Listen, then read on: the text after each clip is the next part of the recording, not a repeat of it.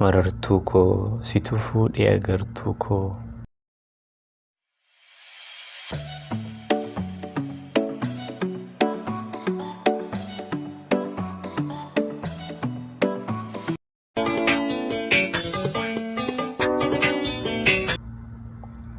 Maal eessaa akkasiif jalqabutu na rakkisa. Addunyaa kana irraa namni jaalalaaf jedhee murteesseen jaalala dhugaa dhabe ana ta'uu hin oolu jedheen shakka. Garuu abdii hin murre hin murus marartuu koo. Jaaladhee akkas hin dhabne beeka. Garuu ati anaaf hubachuu dhiisuu keettu kana na godhe. Humnaa ol si jaalachuu kootu kana natti fide. Ati anaaf qulqulluu akka bishaan taliilaati. Dhimbiibamtuu. Ani garuu waanan si jaalladhufani sirraa fagaachuu hin danda'u. Waan ati keessa keetti na dhokfattutu na dhukkubsa. Ani yaada koo hamma tokko sitti ibsachuuf yaaleera. Nan hubattu garuu dhukkubbii miidhama bowwoof cinqii dalla jaalalaa keessatti wal'aansoo na qabde. Naa birmadhaa jedhee akka ollatti hin iyyanneef si malee namni naaf birmatu. Bareedduu koo maal ta'a osoo wanti hundi akka garaa ofii namaaf ta'e. Jaalala si jaaladhu sana keessa koo jiraattee utoo hubatte ta'e. Maal qaba sila. Ani namummaa keen si jaalladhe. Jaalala malee homa tokko akka sirraa hin feene sirrittan si hubachiisuun fedha. Garuu jaalala jechuun maal jechuudha? Jaalala jechuun hireedha. Hireen hiriyyaadha. Hiriyyaan irkoodha. Gammachuus gaddas kan walirraa qoodamu. Jaalalli qabeenya, jaalalli jireenya, jaalalli warqiidha jedhu miti. Jaalalli waan hundaa, jaalalli dhugaa, jaalala yoo jedhani namni tokko akka waan gatii rakashaa tokkotti ilaala. Miti garuu jaalalli akka meeshaa manaa gabayaa dhaqamee mallaqaan hin bitamu.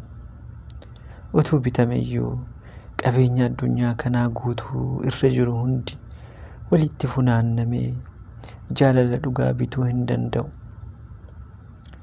Jaalalli dhugaa, jaalala dhugaaf onni qulqulluu qofaan bitama. Garuu jabana kana keessaa namni jaalala dhugaatiif bitamaa jiru muraasa.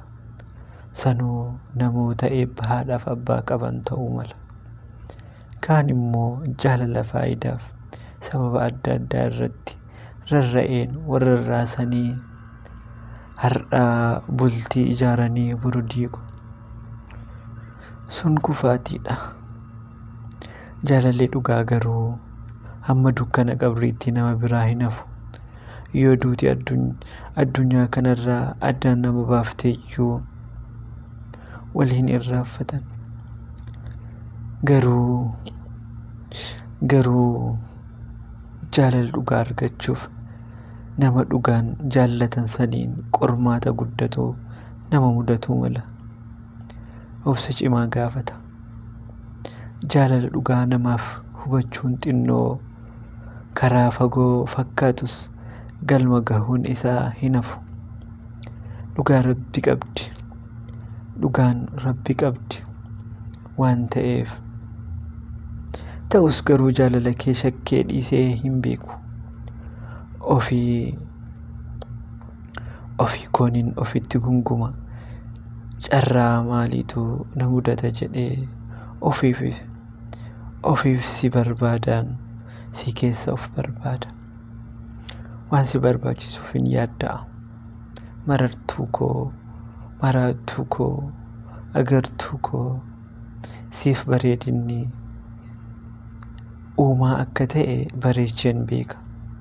irra caalaa bareedduu akka taate sirrittan si hubachiisuun fedha. Anatti qofaa miti bareedinni kee eenyutu iyyuu ifee mul'ata. Bilchinni yaada keetii umrii kee ol ta'uu jechoota afaan keetii bahurraan hubadha. Waan ati yeroo mara dubbattu sanarraan dhugeeffadha. Ati akka ana caalaa cimtuuttiin si ilaala. Dhugaa Rabbii yeroo waa'ee kee dubbadhu anaan qalbiin koo yoom isheen akkas naan jetti jedhee ofitti gungumaan oolee bula. Nan dhiisu nan dhibbisa. Naaf ta'uu kee akka hin shakkin na godha. Marartuu koo ni beekta miidhama koo. Marartuu koo ni beekta miidhama koo. Sin barbaadaa suma yaadaa. Dhukkuba keen aadaa halkanillee gadiin ciisu. Yoo du'ellee an sin dhiisu. Situ fuudhee agartuu koo natti kootu marartuu koo. Situ fuudhee agartuu koo natti kootu marartuu koo. Sin barbaadaa suma yaadaa dhukkubsadheen aadaa. Sin barbaadaa suma yaadaa dhukkubsadheen aadaa halkanillee gadiin ciisu. Yoo du'ellee an sin dhiisu. Situ fuudhee agartuu koo natti kootu marartuu koo sin jedha.